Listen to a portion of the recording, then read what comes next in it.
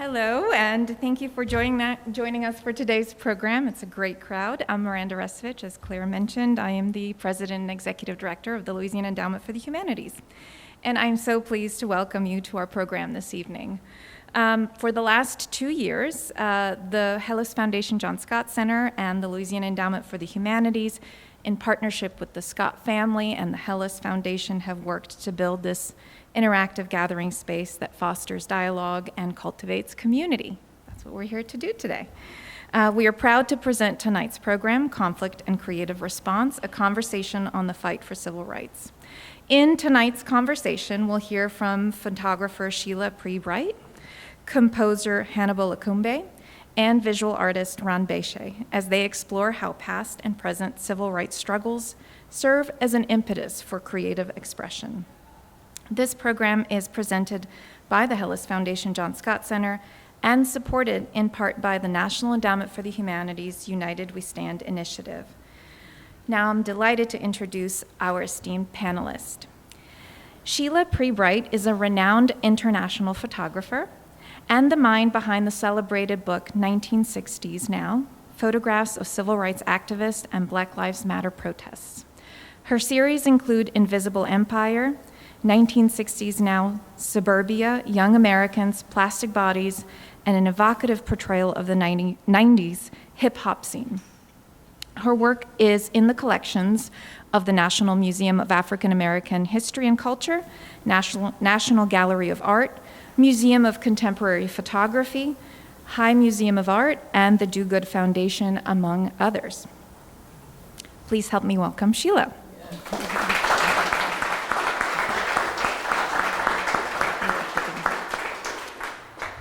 Next up, Hannibal Lokumbe is an American composer, poet, community activist, and jazz trumpeter whose career spans more than 5 decades. Originally from Texas, we won't hold that against you. Lokumbe was a mainstay of the New York jazz scene, where he performed with greats such as Gil Evans, Roy Haynes, Cecil Taylor, Pharoah Sanders, and Elvin Jones. A Harlem Jazz Hall of Fame lifetime inductee, Lokumbe is also the recipient of numerous awards, including a National Endowment of the Arts Award, the Detroit Symphony Orchestra Lifetime Achievement Award, and United States Artist Award in Music.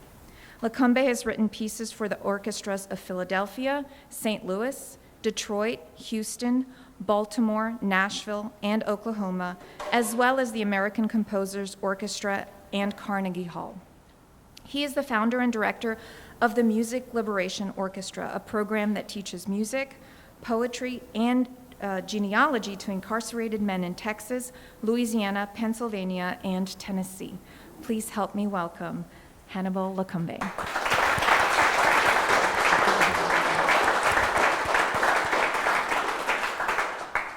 And finally, tonight's moderator and a friend of the LEH and the Center, Ron Bechet. Ron is a visual artist with works exhibited nationally and internationally. He is the Victor H. Labat Professor of Art at Xavier University of Louisiana, where he has taught for over 20 years. He currently serves on the Board of Trustees at the Ogden Museum and has served on numerous boards and commissions, such as the Joan Mitchell Foundation and Imagining America's National Advisory Board. He served as the first director of Xavier Art Department's Community Arts Partnership Program. Bechet holds a BA in Fine Arts from the University of New Orleans and an MFA from Yale University School of Art. Ron is a longtime collaborator of the Helis Foundation John Scott Center and a friend and colleague of the late John Scott. Please help me welcome this amazing panel, as well as Ron, our moderator.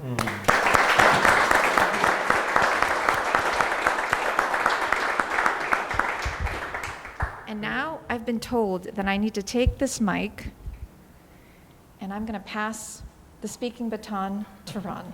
Thank you very much. Thank you, Miranda. And thank all of you, and thank the Helis Foundation John Scott Center for bringing us together. This wonderful 2 people here to my left. I've been waiting for this opportunity to actually be able to speak with them again. Also, too, I've asked Hannibal if he would not mind to open this for us with an honor of prayer to begin this with the permission from the ancestors.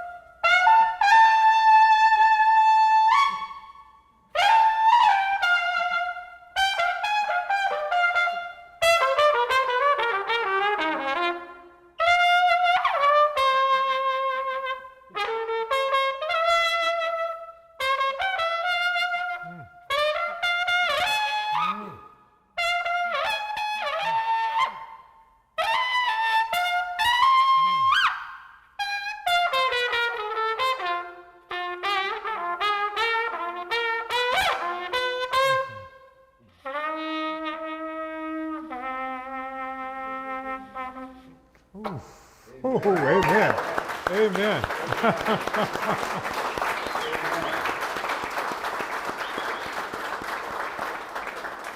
Wow. Wow. Okay, I don't know what to say after that one. But thank you, Hannibal. Thank you for. Another way is just try to say what's impossible, and that's how much I love you. Oh, thank you. I appreciate you, man. This is my. We've had this conversation that we're about to have for how many years now? We're having the same conversation. Yeah. So it's beautiful. So wanted to also to welcome Sheila back into this conversation as well. But I guess one of the things that we're here to talk about is to talk about conflict. We never seem to have enough of it. But how do we deal with it? And how do we as artists deal with conflict? I guess I could think about some of the things that recently that we've seen and that both Hannibal and Sheila have been dealing with in terms of dealing with conflict. I could think back to Washington, D.C. in 2022, how that particular event moved me and moved me in my visual work as well. Those, I think there were 22 feet letters, Black Lives Matter in Washington, D.C. And not only did it go from Washington, D.C., and it was done and painted by local artists in DC, and how that moved from DC all across the country and then all across the world. And the Black Lives Movement, how that went from several countries other than our country and ended up on all 7 continents at some point. And so how artists reverberated that, that conflict and took that action and brought it into life, I think is something that I find really invigorating. And when I think about, too, the civil rights movement, and I'm happy to have some folks here tonight who can speak directly to the civil rights movement here in New Orleans. But I was very, very young. I'm an old man now, but I was very young back when I can remember and recall some of the responses, primarily through music, oddly enough, through the people that I remember here in the city through music. And how the songs of the civil rights movement moved me and still move me today in my work. I thought about thinking through, I just couldn't decide, and it's just too much to decide on, but bringing us together around a song that I'm sure that we all know. My wife would, I'm taking a cue from her, but I'm not going to do it, Troy, okay? And bring us together around some of those songs that we all know that brought us together through the civil rights movement. I think, those kinds of conflicts bring us together in ways that we often don't realize sometimes. And I see it in my work that sometimes those things kind of reverberate over and over again. I hear those songs. I see those things that I saw, and they actually begin the process of me actually physically creating something and making something. And so that I think is important to me. And so I just wanted to mention that. I'm a visual artist. So those of you who know my work, it's not obvious sometimes what I'm speaking through now. And so I just wanted to make sure that some of the things that I'm saying kind of make sense, but when you see what I do and see what I do. And hear what I do. But I wanted to start off with asking a couple of questions to Hannibal and Sheila, if you don't mind. So can you define your ideas of what is a creative response to the conflicts we have experienced and are experiencing today? Are there any successes you want to bring forward to us today in your work or in anybody else's work? I think for me,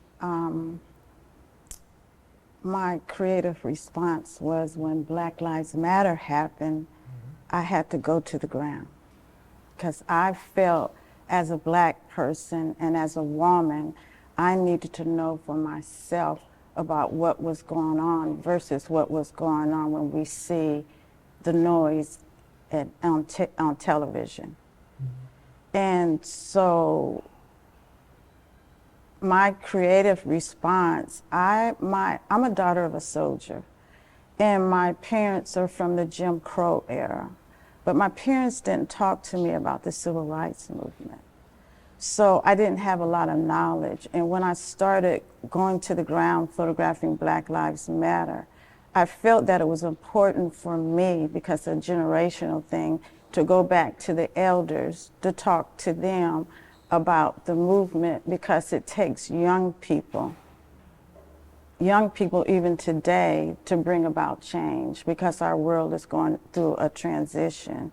And so when I went to the ground for 7 years, I was on that ground. I was on the plane, off the plane, believe it or not, showing in galleries and museums of this work. And the work that you see behind you, from a creative standpoint, I did not want to photograph what you normally see on TV.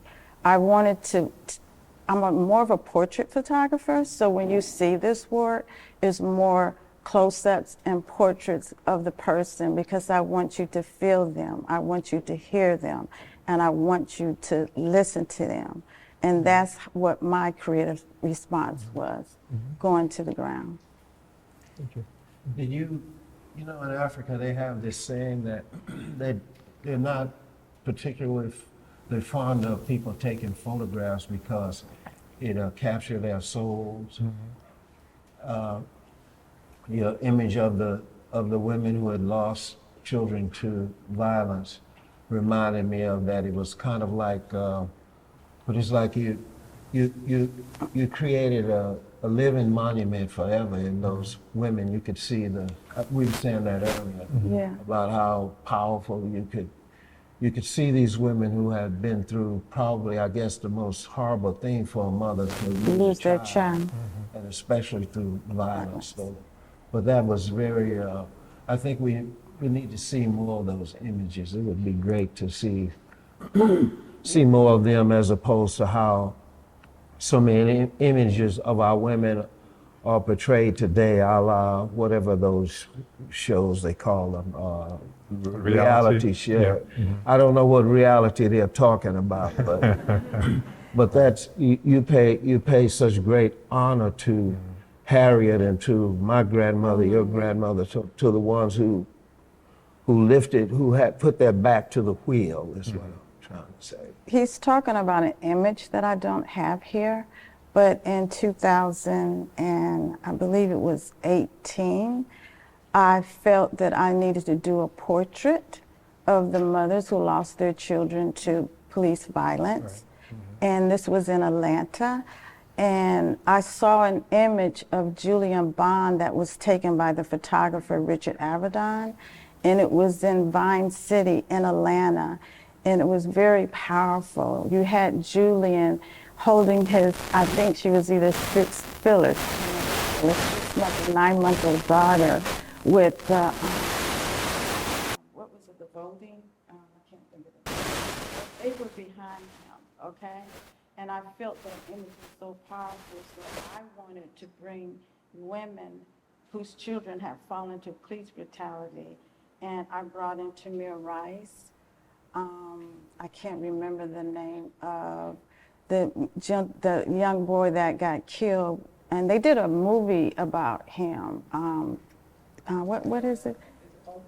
No, okay, but it was in California. I brought his mother in, and I Can't Breathe, his mother in. Yeah. And then I brought in women from Atlanta, because you don't hear that, because they had children falling from police brutality. And I recreated that image, and I took them down to Vine City to give them honor. And nobody in Atlanta, the writers wouldn't talk about it, but I wanted to uplift, because we all have mothers, okay? And I was looking at it in a positive way.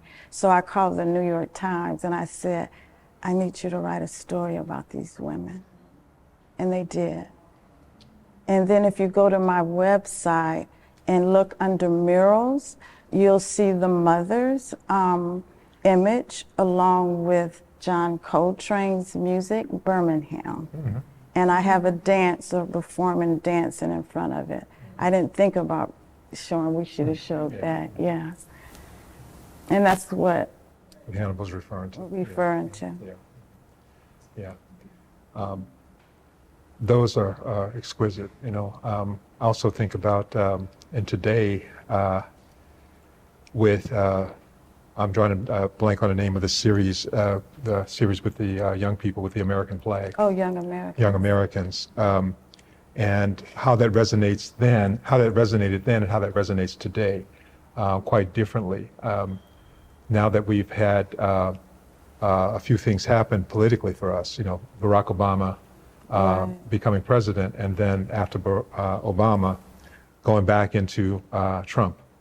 And so, you know, the idea of the flag and how that resonates differently today after that. I think seeing your work earlier, back in the 90s, I think that was. No, oh, you're talking about the hip hop? Yeah. Oh, yeah. I started in hip hop. I'm very shy, very introverted. When I graduated from college, I moved to Houston, Texas, and I was always a curious child, very shy, and I would hang out in the neighborhood and say I wanted to know about rap. I wanted to know about why these young men, back then I was young too, rapping, and I hung out in the neighborhoods, you know, with that. That's how I actually started my career. I didn't know that I was going to be a photographer at all.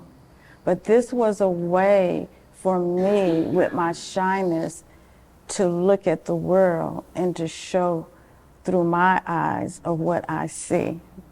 You know, because my earlier years I lived in Germany, and I didn't understand when we were on the train, my mother would people would tell them that they wanted to touch our skin and our hair, and as a child, you don't know why. And so I think when I reflect back, that's why I do the work that I do.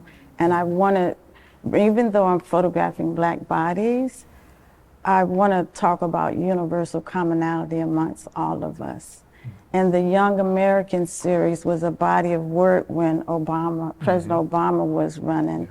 And I wanted to know what the millennials thought about politics and voting. And of course, we're not of that generation. No, they don't care. They're all about branding, clothes. They don't care about politics. I traveled across the country with this body, to photograph, and my first solo show was at the High. But what I would like to say about this work was very important to me because I didn't tell them what to do. I gave them a flag and I said, let's talk about America. And they came up with the concepts about how they felt about America. And even though a lot of them were very disenchanted with America back then when Obama was running too, is that they said what other better place to live at is America, but they didn't like it at all. And we're going through this now with Generation Z, one of the largest generation in history, and they're very concerned about everything, about the land, climate change. And a lot of them are not going to vote. They probably might vote for independent, but they are very upset about that. I had a conversation with Sister Sonia Sanchez 2 days ago, and she said that it blows her mind when the people say they won't vote, and she said, well, if I could, I'll go back and rescind all of the good grades I gave you. If you've got people who bled for it, so you have to participate. You have to be at the table. Yeah. Mm-hmm. But how do you galvanize the young people when they see all this noise out here? They don't trust the system at all. That's true. So I think to bring them in here would help a lot. Mm. And places like this around the world to remind, as a reminder, they need reminding. They need to be reminded that it's never as bad as they think it is. It's never bad enough for them to give up. Mm. You can't give up. There's no choice. You can't give up. Mm. We can never give up, and this is proof of it. That's true. We can never ever give, no matter how challenging, we can never give up. I agree. Yeah, I agree. And speaking of never giving up, I guess, Hannibal, I could think about the experience I had in Philadelphia with 9 Souls You shook of them Travel. up, huh? Oh, you shook me up. That piece that you did, and it actually went to Africa Town as well. I was able to experience it there again. But it's great to have the images out at the table out there of that particular piece. Steve Prince, an artist, also a Xavier graduate, actually made the banners, but the music and how you were able to write not only the music but write the poetry and the libretto that went with it. I mean, it was just something that still lives in my heart every day to see and to be a participant in it as well, to carry one of the banners to the church. Could you tell us a little bit about how did how did that begin for you? How did that resonate for you to actually take that on as something that was significant for you to actually make and do? I wanted to speak to the unspeakable act of someone coming into what for our people has always been the only sanctuary we can have to gather, our church. It's the only place that we could feel safe, if there's such a thing. And for someone to come in and slaughter, it was literally a slaughtering of people such as St. Simmons, who was a Purple Heart recipient in the Vietnam War, and of Sister St. Susie, 81-year-old grandmother, who he shot 11 times with a .45 hollow point. And then her grandson, once he pulled the gun out, her grandson jumped in front of him to take the bullet. So how many times you see a brother on that level of heroics? And he swam through a sea of blood to try to get to her and caress her. And this was witnessed by her granddaughter, who hid beneath a desk with her daughter. So after trying to deal with how that affected me personally, I go to where I always go when I'm in trouble. I go to the painting you made that I would drive all the way from Texas to see. You know, a lot of my friends, you know, they say, well, Hannibal, you know, you don't get high. I know you get high, because you couldn't play that way and not get high. So, well, I get high, but I have different source. You know, I'll go to Baton Rouge, go to Martin's studio and walk around, and just like here, this is medicine. It's powerful medicine, especially when the beast comes, you know, for your peace and your sanity. And so I went to the woods where I always go, where it's quiet, dead of night, and to try and listen to see what it is, how I should approach that peace. And so I said, well, crucifixion, resurrection, 9 souls are traveling. And how many times have you seen a saint with nappy hair and a permanent tan? And so I said, well, okay, according to the Catholic doctrine, a saint is one who does something miraculous, and there's a witness to witness it. Well, in this case, the granddaughter of St. Susie saw what happened, and then on top of that, all of the relatives forgave the beast for what he did. So how many miracles you want? So I refer to them as saints. You know. But Putin has released these extraordinary paintings of these religious figures with permanent tans and nappy hair. So I guess somehow I would like to think that piece had something to do with that happening, you know, vicariously. Yeah. And for those of you who don't know what we're talking about, I guess I should have said from the beginning, this is about what happened in Charleston. And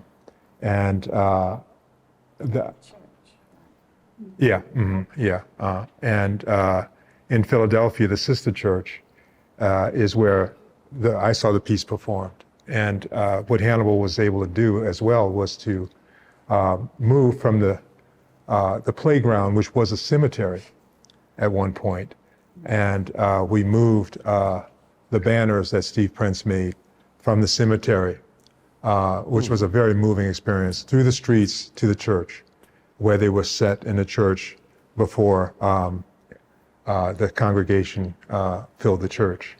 I was in residency with the Philadelphia Orchestra at the time, and when I let them know what was going to happen, they said, well, Hannibal, can you not have the march? I said, no. So the president of the board said, well, could you not carry the banners? I said, no.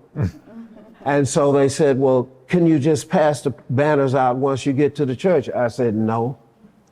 And then one of the members of the board said, well, can we march and carry one of the banners? I said, no.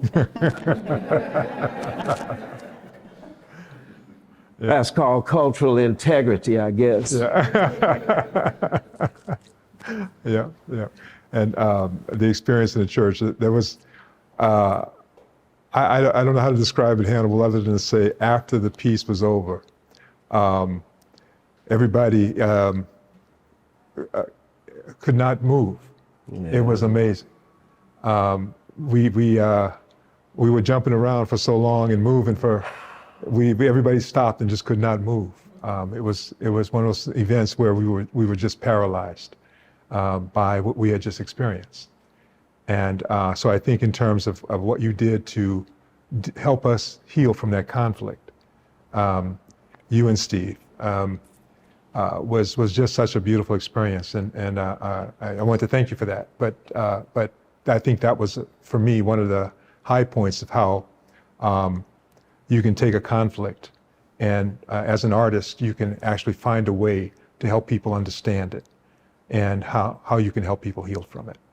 So I thought that was one of my top 10, one of my, I guess, one of two that I could think about that moved me in such a way, where conflict was resolved for me in my mind through a healing process through the work of an artist. That's the miracle of the Jonah people, though. You know, I think we're master alchemists. We take that pain and turn it into something that can save you. You know, that's really extraordinary. Bob. That's true. But let me ask you this, because what happened in South Carolina, did you experience what happened, were you young, in Birmingham with the Birmingham church? Same thing, you know, it's... So how do you deal with that healing from generation to generation? I pick up my horn, or I go and walk amongst the grave of where my mother and her mother and all of the ancestors live. That's big medicine for me. The cemetery. I spend a lot of time in the graveyard. You know, if you want to find me in a graveyard or a restaurant, you come to Texas.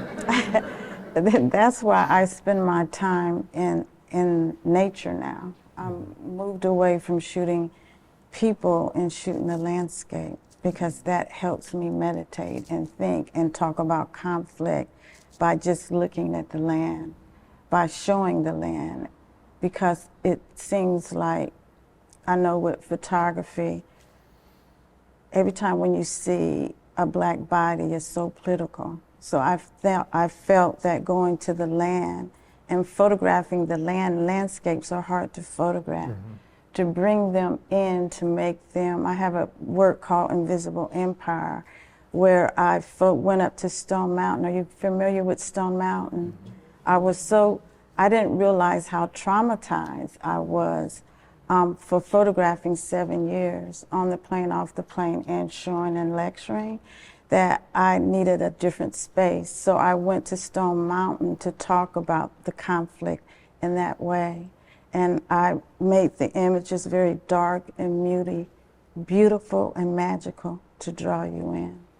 So I appreciate you saying that, how you go to the cemetery. And so now I'm along the coastal islands and thinking about our ancestors that way from West Africa. Yeah. Yeah, those are extraordinary images, you know. Yeah. For somebody who uses that kind of imagery in my work, those just, the mystery that you create in those photographs is just extraordinary.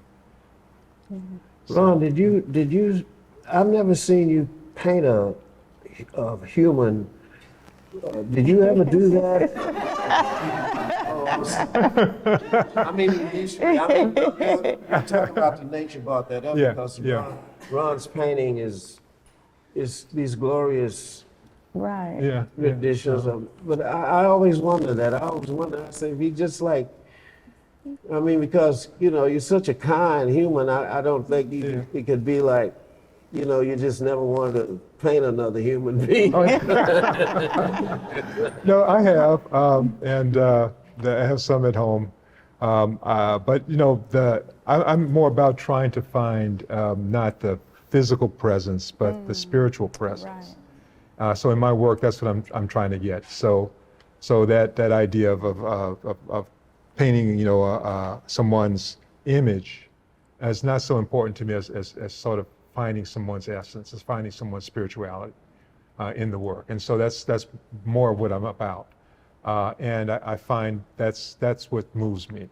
And I do have a series now that I've been working on for a while called the Black Mirror series, where I actually have drawn and silk-screened images of primarily my children, my grandchildren, but also too young women. And in the first series of the 12 that I did a series to honor 12 women that I respected. And the first one was my mother. And obviously the number of 12 has a meaning as well. But the Black Mirror is actually drawings on plexiglass, drawings in graphite done in verso on plexiglass. And then I paint the back black so that when you look at it, the image is somewhat obscured. But you can see yourself well when you approach it. So anyone who looks into this black mirror sees themselves as black. And so that's a really important part of it for me. And when you see yourself in the black mirror, you see these drawings of these young people, young women in the first set that never existed. I made them up. And so they're meant to represent our future. And so you see yourself with the future of black people. And so that was the idea behind it. And then the whole thing is framed in paper. And we're all framed in paper when you think about it. And so that's the idea behind it. And so, it becomes that. So that's, when you mentioned, that's the closest thing I've gotten to so far. But I see, the piece on your dining room table, the very floral looking one. Yeah. To me, always struck me as being like like a mirage, or like a spirit. Right. That's what I'm saying. Yeah. I could see and feel the spirit in that piece. Yeah. That's Troy's piece. She won't let me move it, but that's my wife, y'all. She will not let me move that piece. But that happens in the work because it has now gotten to the point where most of them are all improvisational, and so the figures come in, and they're not intentional, but they do end up in the piece, and so that's part of it, I guess. But I imagine too, when Sheila was talking about shooting the landscapes earlier, That was hard. I saw it in your work. It was hard to The same thing, yeah. Yeah. And that happened, I saw that happen in your work. So you're sitting between two guys. Sorry about that, but as a woman, as a black woman, when we talk about conflict, is there something different about conflict when you think about it as a black woman? I think as a woman, we're very emotional creatures. And I think we see sometimes differently than a male counterpart, when it comes to that. But I do feel that as a woman, I just feel totally different. When I'm on the ground, I'm very emotional. I tend to connect with the people there. I even get into the marches with them because I wanted to feel them, what they were feeling, the hurt that they were feeling. So I don't know, is that a woman thing? I don't know, when it comes to that. as a woman, but I think it's good for different counterparts of male and female to see these different perspectives. Yeah. Yeah, that's something I often, since I'm a male, I don't necessarily think about it, but I think about aspects of what it took for Hannibal to speak to Mamie Till and to make that beautiful piece you made for her. Yeah. You know, what that took to understand her pain and understand where she was coming from. Can you talk a little bit about that? Yeah, I was raised by I was raised by my mother. You know, I never met my father. You know, I had powerful men around me. You know, my grandfather, he was like 10 fathers. You know, but especially when you show up late in the field, you know, to do the work. But at any rate, my band director, my master, I had master teacher. That's not missing, but my mother was so.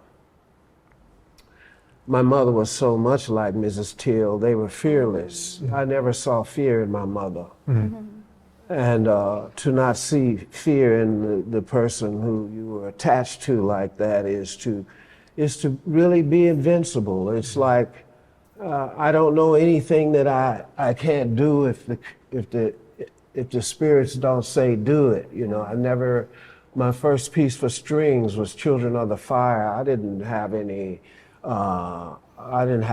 acute knowledge of string composition and layering. And so, you know, it's string, I'm gonna, you know, go to the library.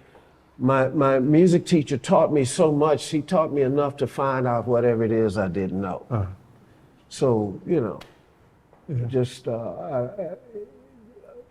Miss Till was fearless. You know, she was just fearless to say, no, I'm not going to cover my son's grotesque face. You know, I want the world to see, you know, because there was pressure from the state of Mississippi, I mean, legally, for her not to break those seals that they sent his body in boxes to Chicago, and they said no, and the funeral director said, no, we can't do this, this is illegal. She said, may I have a hammer, please? You know, so sisters have always just moved through all of the red tape of society, you know. They're quite extraordinary. So that was a natural thing, Mrs. Till and I. She reminded me so much of my mother, and we many times, sometimes like in Jackson, we were at a hotel on a balcony eating watermelon. She loved watermelon. We had about 3 or 4 good black diamonds. Do you know what black diamond is, sis? Black diamond watermelon. It's actually black. It's sweet like sugar. And listen to the Isley Brothers. Oh, black diamond watermelon.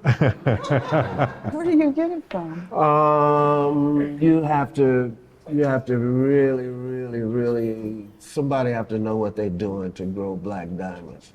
But if you ever see a watermelon so dark as black, get it. But Miss Till was, she was a powerful example of the women of Jonah, I say. You know? And when the Portuguese came to Africa, they should have negotiated with the women. It would be totally different. Yeah, there was one. But you also did a piece for Fannie Lou Hamer. Yeah. And, Yeah. So you knew all of them? No, sister, only through a dream I knew Fannie Lou Hamer, but Miss Till, we got to hang out a lot. Oh, wow. Extraordinarily brilliant and kind, and oh man, yeah. I said, you know, I'm sorry I wasn't there with you you know, when Maggie pulled your son, went to identify your son, I'm sorry for all of that. And she's very sophisticated. She said, "Oh, Hannibal, don't worry. You'll have enough to fight for. Don't worry about it. It'll never end." Wow. That's not a very pleasant thought, but I guess we are experiencing that. You know, Yeah. even today, we still are experiencing conflict in a way that I don't know if I've ever. I guess maybe it's the buildup of so many ways that we can experience conflict today. I think because the country has never healed. It's this big wound, and we've never healed from it. And now it's being totally amplified. Because the bottom line, since I've been out in the landscape, is all about the land globally. So it's like, what do? Our world is like going in a transition right now, and we're living in the unknown. Right. It's true. Yeah. It's an unusual thing to live. I mean, personally, I'm never without pain because of what's happening in Haiti, for example. Right. Sometimes I wake up weeping or thinking about the nobility of the people of Haiti that I knew before all of this happened, and then juxtaposed to that is like In Congo, too. right in the right. Sudan. You know, Sudan. you know, juxtaposed to that is having the beauty of having known you, and to know Martin and John, and so that keeps me at peace, even though I'm in pain. Right. Yeah. That's. I just started thinking about, and you started mentioning, Sheila, some of the conflicts that that are going on that we often don't think about. Right. Even the conflict in our own neighborhoods, you know, that we don't think about. What's happening, and how do artists start to deal with that? The pain that comes from that conflict. And I often have only had the experience of thinking about what has happened in the civil rights movement before me, and what my parents and my grandparents went through for that, and understanding, you know, some of the photographs that I have from their experiences, and how that has changed me tremendously today in thinking about conflict. In your work, I know I just mentioned this, Hannibal, but Sheila, also in your work, does it heal you? And can you think of some examples of others where the work that you've experienced through them has helped you heal? Black Lives Matter, I was mad, okay? The young people now talk about what we go through, even through the civil rights, is revolutionary, it's Black joy. And we have to look at ourselves and move on from that. And what gives me joy right now is the landscapes, because I don't know where I belong. Because I was born in Germany, I traveled around the country. Both of my parents and the elders are gone. So I'm searching for home along the coastal islands. And I just found out that I had a great uncle, which is my grandfather's twin, studied medicine and MD in Brunswick. And he healed the Gullah people. And he healed the people in Brunswick. And I met a seventh generation historian Gullah person who knew my great uncle, and he saved his life when he was 6 years old. So I'm going through a healing process and looking within myself, because within this world, it will all drive us crazy, you know? And so we have to look within, and we have to think about Black joy, and how do we move forward in the future. Beautiful. Yeah.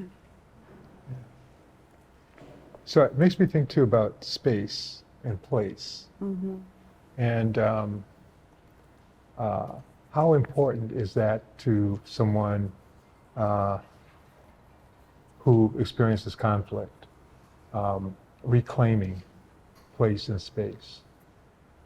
Is Yeah. that something that, can you both speak to that a little bit? Well, when I think about reclaiming space, it's like Stone Mountain. It's like I'm reclaiming that because that was That's beautiful. Native Americans was the one that was that's up right. there, and we have to start thinking like that. That's right. Yeah, I'm doing a photo essay for the Smithsonian, and nobody never talks about the black rice, okay, rice, and from West Africa. And I want to focus on that, and that's why I'm around the Gullah culture right now, and that's what we're focusing on, because they have a plantation in Brunswick called the Butler Plantation. It was just a rice plantation, and it's amazing. So I think the land, I might be a little bit off, is helping me and healing me. And I feel the ancestors, okay? That spiritualness, that's what I have to do. I'm moved by that right now. That's really something. My new piece is that exactly. It is? The Okay. relationship humans once had with the nature and the nature with the humans. The promise of that and the Right. betrayal of the humans to the nature, changing from the nature, from the nature being their mother to the nature Right. being their oyster. And that's when all hell broke loose, when it went from the mother to the oyster. So it's exactly what. Right. Yeah, yeah. I guess in thinking about this too, we'll have a little bit more time before we move to the next she room. said we gotta go. Yeah. We gotta go. Trying to move, okay, hold on. So I got my last little bit here. In thinking about, do you see anything, I guess in thinking through, we're all of a certain generation, or a certain age, you might want to say. And we've experienced this conflict in a particular way. So the people in the generations now that are Coming. behind us, do you see them experiencing and trying to resolve conflict through creative means in a different way? And is it working for them? You talking about the older people? I'm talking about younger people, or younger than us. So the generation, I always get them mixed up, X, Y, and Z. The generation, it's Generation Z right now. Z? The Okay, largest yeah. one. All right. They're in hype reality right now. It's hard for them to deal with a lot of this noise out here. You have, this is the month of May of mental illness, okay? And I'm doing my mind goes a lot. I'm dealing with a lot of young people, and they have a lot of anxiety. They have a lot of depression, and they're going to places that are telling them they're ADH or whatever, and they're trying to figure all that out. They said we look normal on the outside, but inside we're hurting a lot. Social media is not helping them at all. This is what they're telling me, okay? But they feel that they have to do that. So how do you deal with that? You do have young people that are very concerned, number one, about climate change, okay? Very concerned about climate change. And so, and especially, it's all over, but within our neighborhoods and stuff that we live in. So when it comes to them, they are out there fighting, but they cannot deal with the pressure that my parents' generation, your generation, or my generation deal with. They commit suicide. They do a lot of stuff, So I'm dealing with that right now, talking to them about that, it's about conflict with them. I'm doing something with them right now, yeah. Are the stakes different from them, for this generation now than they were for us? I think they're just in a different place. This is a very different generation. I think about my generation, and I can't compare that to them. They have grown up on, especially the Generation Z, these tablets. They are very smart, okay? They're very, very smart, okay? And their brain is, you see kids all the time, they're on them tablets, right? You can't get them off them tablets. That's their world. You know, and there's a book that I'm reading now called The Anxious Generation. If you have parents or grandchildren, you should listen to that book. Yeah, I'll get you the name of it. It's Ancient Generation and stuff like that. But I'm not making doom and gloom with this, because there's a lot of young people that are fighting, okay? They're fighting for climate change. They're fighting for voting rights. They're doing all of that, but they get exhausted very fast versus when I met Mr. Lonnie King. Did you know Lonnie King that started the Atlanta student movement? They had more resilience, okay, even than I have, but it's not like that right now with the young people. That's an interesting word. We often hear that in New Orleans, resilience, and I guess I often wonder, what does that actually mean?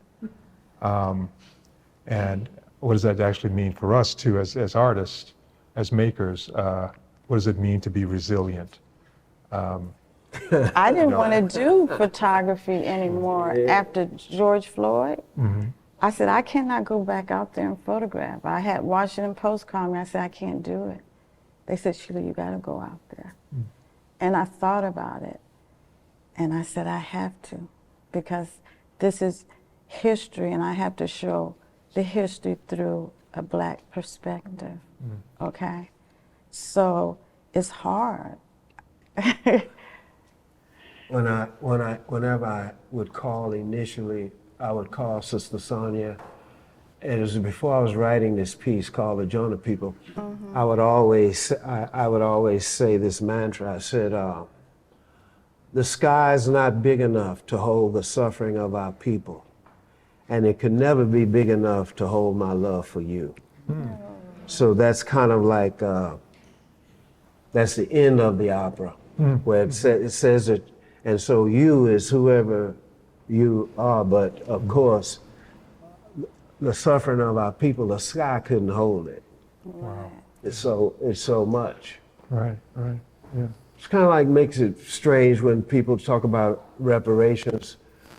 How can you put a monetary amount to that level of destruction? But I mean, you know, money won't hurt. You know, somebody write your check for 200 G's. You know, that's a good thing. Yeah, that's true. But I think it's important, because with my 1960 Now project, I have a book called 1960 Now. I went to the elders and I photographed them. They're in my book because I felt that it needed to be intergenerational, because we don't know each other. When we're young, we kick the elders to the side. So when I had a show, I brought in the elders. I had them sit in the audience, and the young people was on the stage, and the elders was really going off on them, or they were going off on them. But it was very good to hear the both sides of them. Yeah. To bring them together, and I think that's very important. Because I'm becoming an elder, and I'm saying it's like, I think it's very, very important, and we don't, as an elder, we don't need to criticize them, try to understand them. Like you were talking about, why won't they vote, you know? And I understand, because our ancestors, my father and them, they had to fight to vote. But they just don't believe in the system right now because of all what's going on.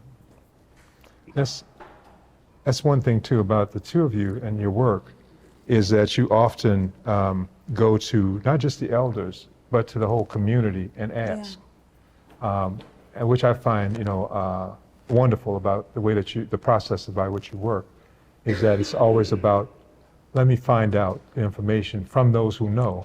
Right. And the whole understanding too, culturally, is very different now for us, because we don't generally ask. We generally, it comes from us, you know, it's all about us. It's not necessarily about, you know. So I find that, you know, revealing about the quality of your work, because of the fact that you do your research by asking people who know, who are the community.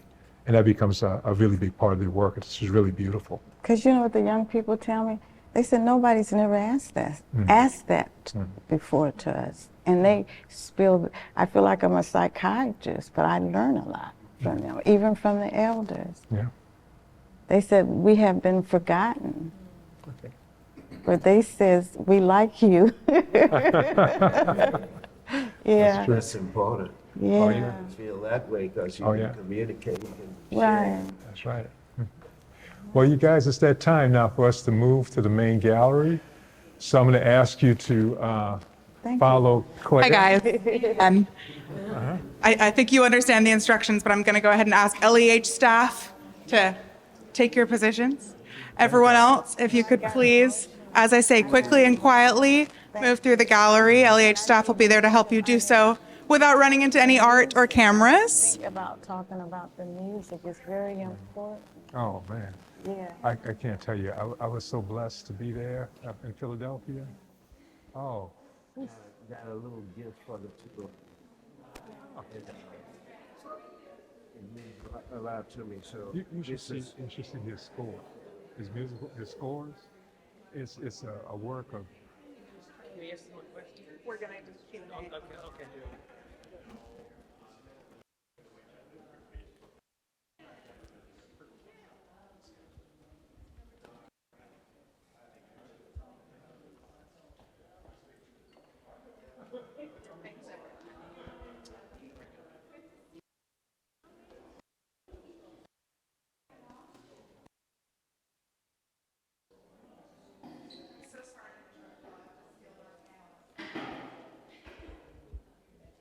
How you doing? Okay. Yeah, how are we doing? Are we doing okay? Okay. Are we covering the topic? I don't feel we are. How you doing, man? Good. how you doing, man? I'm doing good.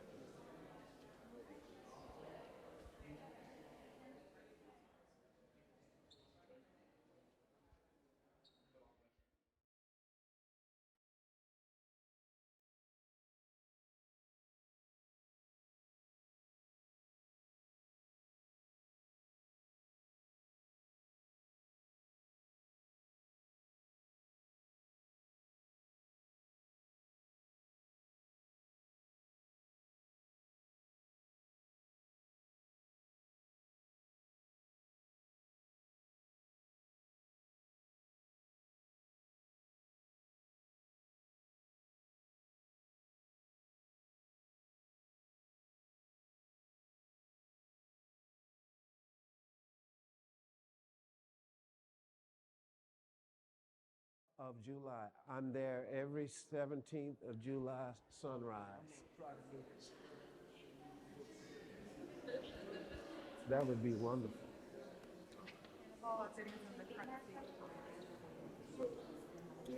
That's like light. Yeah, so this is like obviously a more liberal translation of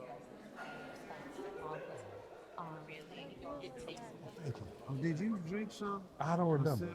I don't think I did, but you know, I got all this stuff. yeah. I sure forgot about this. Uh-oh, we're in the cooker now.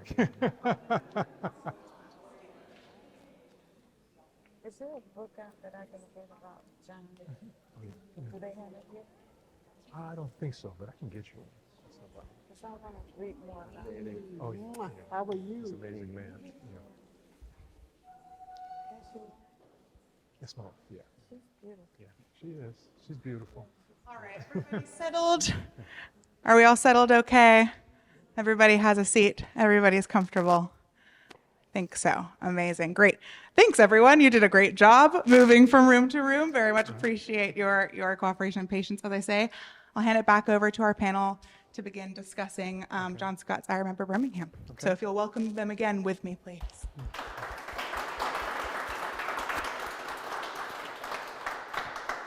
Well, yeah, we must have done all right. Most of them came back, so. But this is fascinating for me because this experience of seeing these made too was very important for me. There are 3 versions that John made of I Remember Birmingham sculpturally, where he actually used the structure of a building, so to speak, of a church. And there are 2 more. None of them look alike. They're all very different. But you can see the 4 souls that are escaping from the church as well in it. And this one is the most colorful of the 3.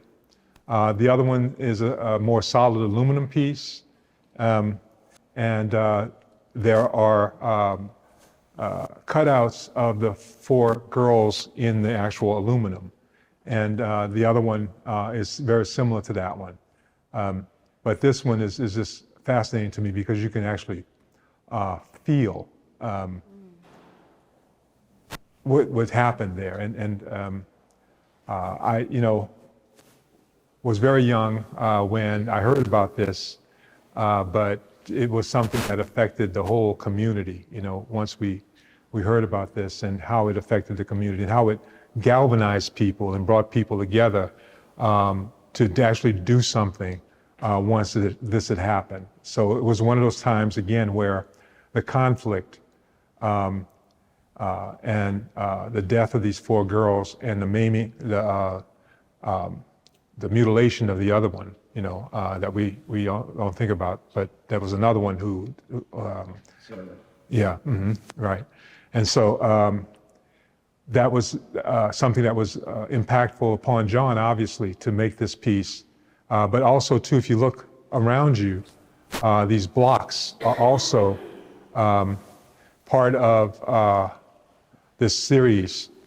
And there are 2 other ones over here. And the prints on the wall over here are prints from those blocks. And John also loved to write poetry, a lot like Hannibal. John wrote haikus. And so you can actually read some of those haikus on the blocks themselves. And so the blocks are the matrices for the prints. And so you can see them on each one of these.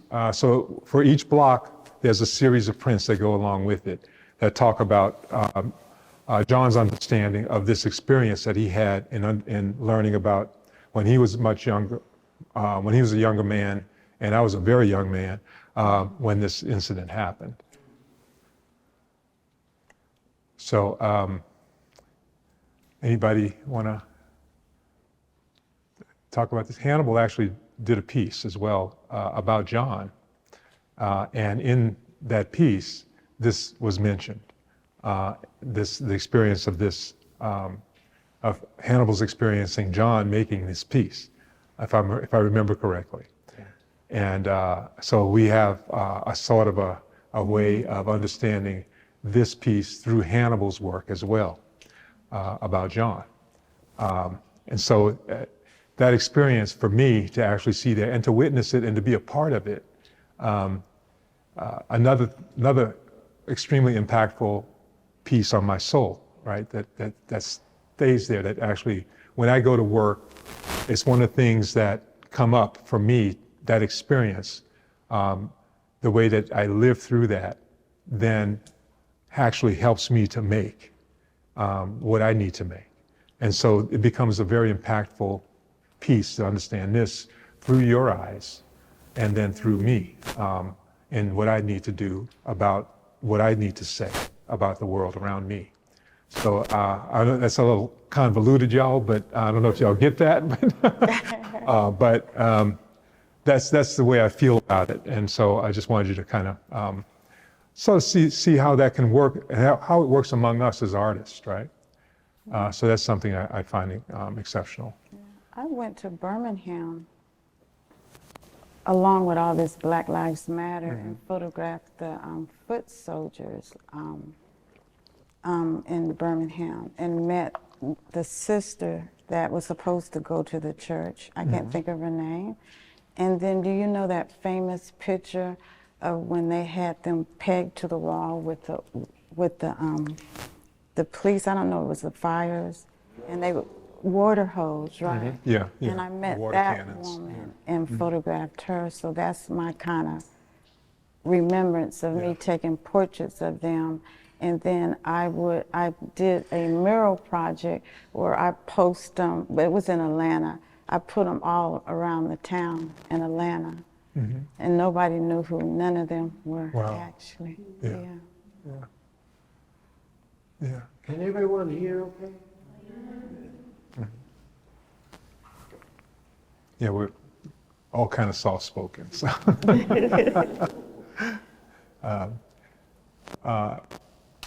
We took our grandkids, our two oldest grandkids, on a trip. What was it, 11 days? 9 days, okay. It felt like longer than that, but it could have been a movie. It was two kids, teenagers, pretty much, and the idea was for us to take them along some of these routes. So we ended up in Birmingham. We ended up in Montgomery. We went to Selma. We went to the Gullah Coast. We went to the church. And so that was an interesting experience to see what we knew through their eyes and to help them to try and understand what our experiences were and what the generation before us, through us, that experience. And so my grandson, who I think was 9 at the time, 10? 10. Yeah. So So that church was the church in Birmingham was one of the most impactful things on him that I noticed. Not so much on my granddaughter, who was older. She was about 15. Huh? And so it was amazing to me to see, the difference. I don't know if it was the time that we went through. The whole point was for us to go to D.C. to go to the National Museum that had, basically just opened at the time.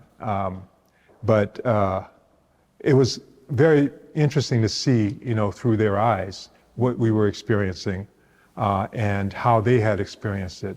And one of the things that I guess is a little funny for my grandson, one of the things when we got to the end of the trip and we asked him, what do you remember?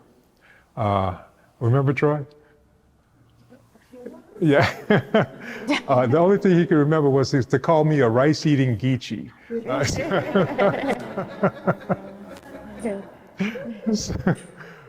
So he had learned. To be funny. Yeah, he meant it to be funny. Yeah. He's got a bad sense of humor, like his grandfather. But but it was interesting to see those experiences come through them, and we felt it was important for them to experience these things as well. But that was part of it for me. Anything that you guys want to say, or should we go to questions? Claire, is that okay? Yeah. Ayo? I was going to ask you mentioned talking about the process of them, and I was talking to some folks about the glass blocks in particular.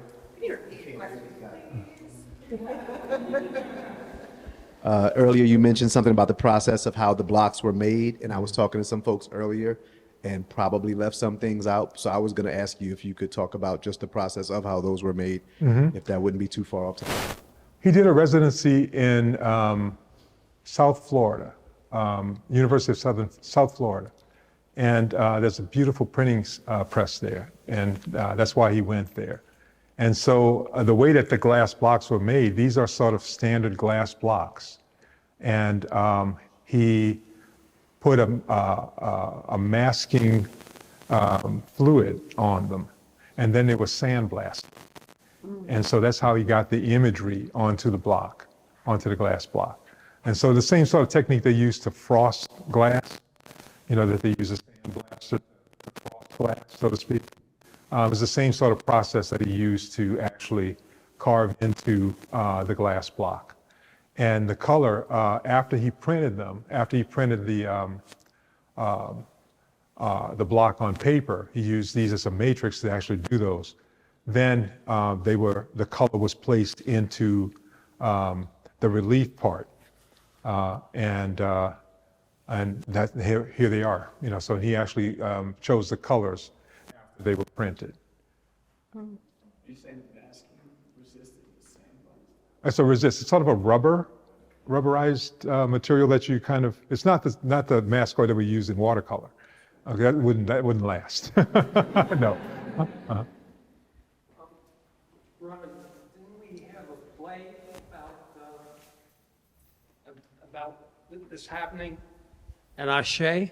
Yes, we did. Yeah, so we had it, Yeah, we did.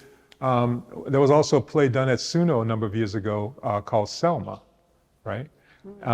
And my wife was in it. My daughter was actually in that play.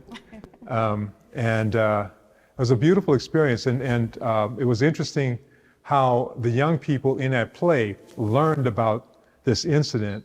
It was mainly about, the life of Martin Luther King and the march. But it was amazing how the young people learned about the movement through this play. And so they also had talkbacks that were a part of it that was teaching. They brought in a number of school children into Suno at the time, the big space at Suno. And then they had a lot of talkbacks about it. But it was amazing how much they learned through the experience of seeing the play. Rather than someone telling them this is what happened, they actually experienced it on stage and were able to understand it more closely through the use of art, of that particular art form, through theater. Mm-hmm. Yes, ma'am. I do, my day job is about helping people to deal with conflict day in and day out, not necessarily through the arts, although we use art sometimes. And one of the things I noticed about both of your works that we talked about today is seeing conflict as an understanding of harm and a path to healing. Was that a conscious choice? Well, I've always loved the blues, and I grew up playing with masters of the blues, T-Bone Walker, Lightning Hopkins, and their lives were so perilous. And this look would come on their face when they plug a guitar in and start playing, and this other look would come on their face when they would unplug it and have to go into the world. But seeing them play made me realize that, number one, I can't imagine life without the blues, without the blues having been created. And then it made me realize that the creator of the blues were not the ones sitting on the veranda drinking mint juleps, holding the whip. The blues came from the ones whose bodies the whip cut. So that made me, that's like a clear indication that, okay, this is part of the deal. But you couldn't, can you imagine not having the blues? I can't. Yeah. Ron, my question is concerning, you were talking about John's art and how it formed and the underpinnings of it. And I think that the written counterpart that I immediately, when Hannibal had mentioned something about the foot soldiers, was Tom Dent's Southern Journey. Yeah. Because what he did is he went through the back roads as opposed to all the high, like Montgomery and Selma, but he went and actually interacted with the people who were there on the ground who never will ever receive any sort of recognition. So he kind of like documented that, and that's one of the things that I can see that what John was trying to do with his art as opposed to what Tom was doing in the written form. Yeah, yeah. Wrote a play for John Dent called Have You Seen Tom? For Tom Dent, sorry. Wrote a piece for him we did at the CAC. I was on fire when I came here, man. It's like, you know, I would always talk with Ellison about the Harlem Renaissance. We lived in the same building, went to the same laundromat. And when I came to New Orleans, I realized it was a renaissance. All these artists, we were always working, and sometimes we'd come to each other when we needed each other. You know, sometimes when I'd be at my lowest, Martin, Ron, John would show up, knock on the door, let's go have some shrimp. It's mind-boggling. Yeah. I did a lifetime worth of work in this city in 5 years. And the only thing made me leave was Katrina. Oh, Katrina. Yeah, So it's a very powerful thing. yeah, that's true. Have you been here much? I come here, not a lot, but I have been here. Watch out, it'll get you. It'll get you, man. John always said it's in the streets, it's in the water, it's in the water coming down the drain pipes, it's everywhere. Yeah, yeah. And mostly in the people. Yeah. And the people, right. And talking about the blues and John Scott, and we should take advantage of having Martin Payton here and, and talk about the time the building a Spirit House. Martin Payton and John Scott built this public piece called Spirit House, which is in Gentilly, to say circle. And one time we came into the building and Hannibal had been there, and around the entire sculpture, it was on the floor at the time, around the entire sculpture, inside the sculpture, inside the whole studio space were candles. It was one of the most interesting experiences I think we had in the making of Spirit House. And when we came in the door, Hannibal started playing. And wow, it was an amazing experience. It really, it brought Spirit House to life. It was one of those experiences outside for me in seeing Spirit House. I can only see it now with the candles around it when I see it. And the other part I can see is Martin sitting on top of it, right, sitting on top of the sculpture, welding the center of it, riding it like a horse, you know. But I don't know, Martin, if you wanted to address that any, but you don't have to, but you know. Well, it was thrilling. It was thrilling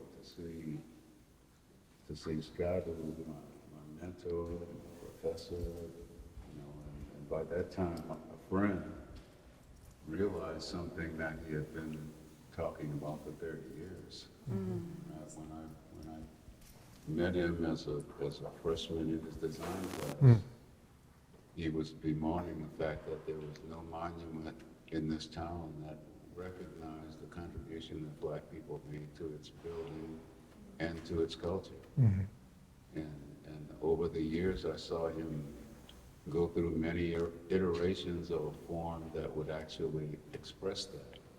So when the call came out in 2001, it was preparation and opportunity. Yeah, yeah. I think we have time for one more question. Okay. I hate to get really abstract with this, but it opened up this idea of time. And photography is like capturing this moment. And music is this thing that flows through time that you can't capture. And in the process of making art, you know, I'm looking at the sculpture, and it's capturing time. Can you guys talk about the issue of time? Because we talk about conflicts, and conflicts happen at there's this instant thing of the situation, but we carry it. Why? I think because we're human beings. It's one of those things that innately we're always moving to try and understand exactly your question. We're always trying to make in order to see what you're trying to say, what you're trying to experience. Can you guys talk about time? From a spiritual standpoint, there's no time. We put time physically, so. So it's the illusion. We're It's the living in this illusion. illusion. Right. Yeah. Time comes from our mortality, right? That's what time is.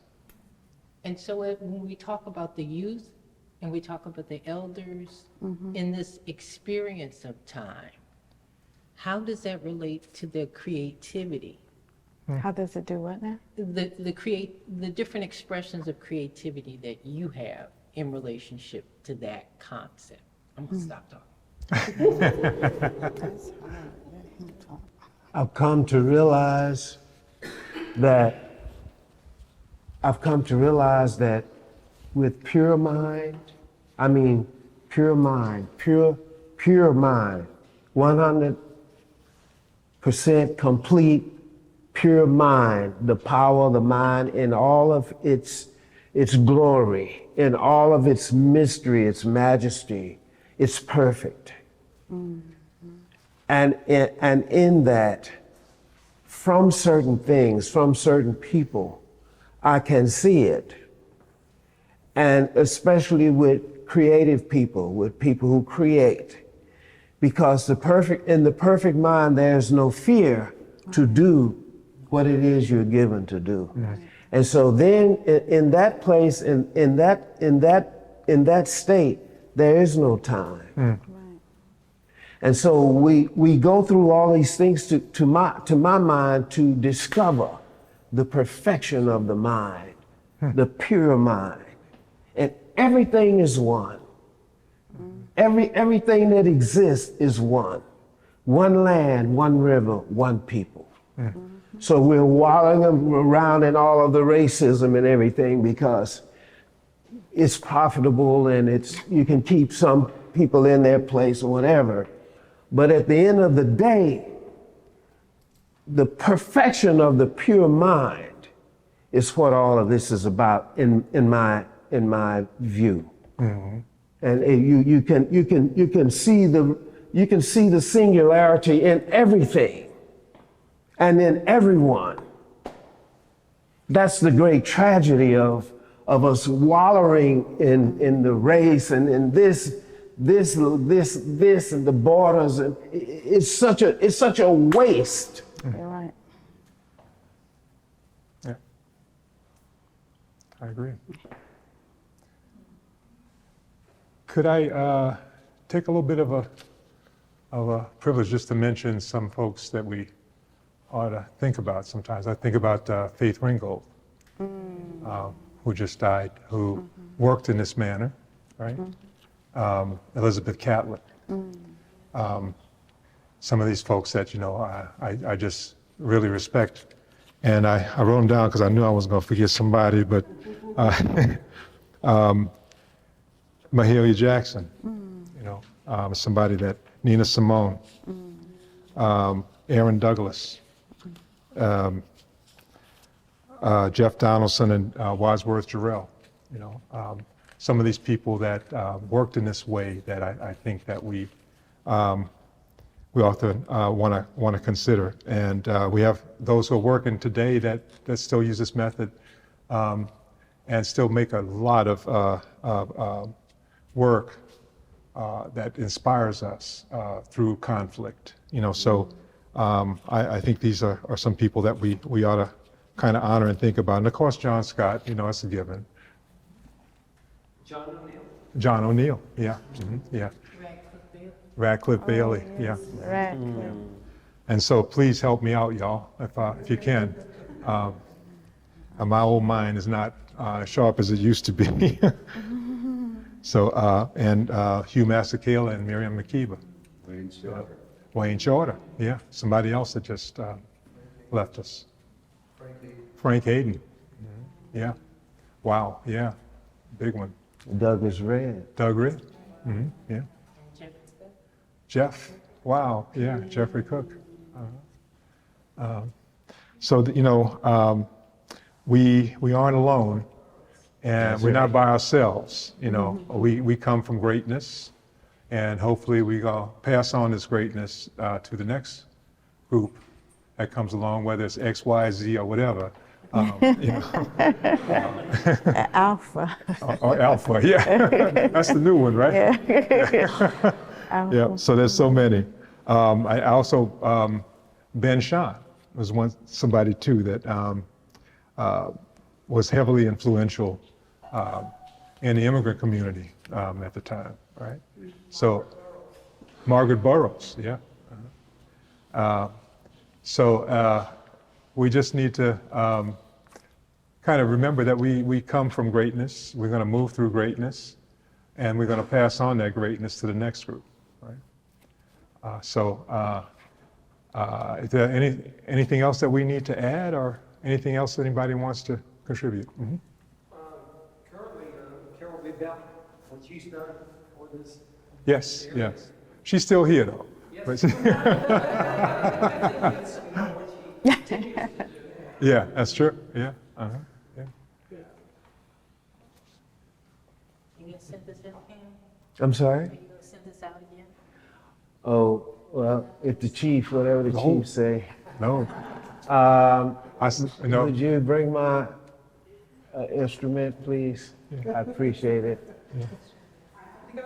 Okay. No. In this circumstance, unlike what the big chief says on the battlefield, I'm gonna bow down on this one. Yes, I'm Lord. get over here when he plays. Okay. Well, I thank you. On- I got all this stuff in my hand.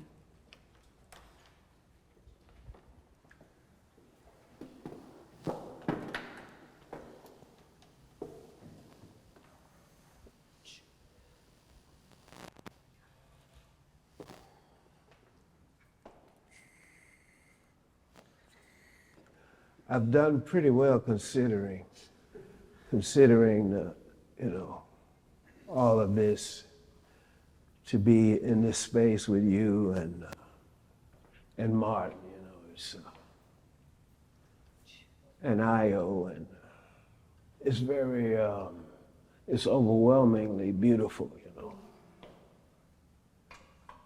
It is. Yeah. While you're preparing, Hannibal, should we talk about your horn? Yeah. Martin made these symbols for me. This is Genome, meaning God is omnipotent, and the ram's horn, and Sankofa bird. So, yeah.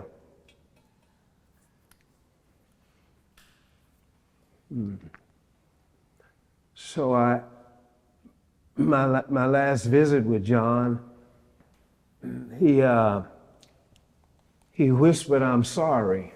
And I said, "Man, you ain't got nothing to be sorry for." He said, "Brother Hannibal, I'm sorry I took walking for granted." Because after being immobile for so long, he tried to get his atrophy in his muscles. And so he said those 19 steps I took was the most painful thing I ever did. And so in his honor, I walk 5 miles a day. So 12,452 steps.